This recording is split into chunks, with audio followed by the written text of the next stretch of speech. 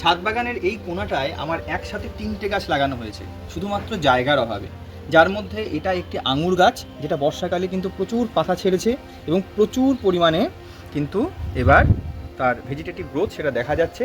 আবার ছোট একটা কিন্তু আঙুরের একটা এই দেখো ফুলও কিন্তু ফুটেছে, তবে বর্ষার ফুল বেশিক্ষণ টিকবে না। কিন্তু যেটা মূল দেখার বিষয়, 3টে গাছের মধ্যে একটা যেমন আঙুর রয়েছে, তেমনি এখানটায় দেখো এই যে জবা গাছটা, এই জবা গাছের কথা তোমাদেরকে আগেও বলেছিলাম। এই জবার নাম মেস্তা জবা।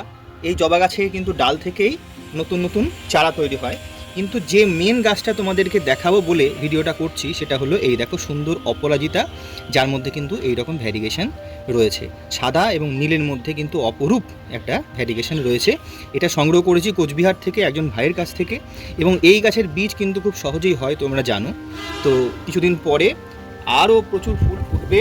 এই যেমন দেখো এখানটায় একটা ফুল ফুটে, এখান থেকে কিন্তু আস্তে আস্তে বীজ হবে, এবং আমি কিন্তু যারা আগ্রহী বাগানে তাদেরকে বীজ দিতে পারবো।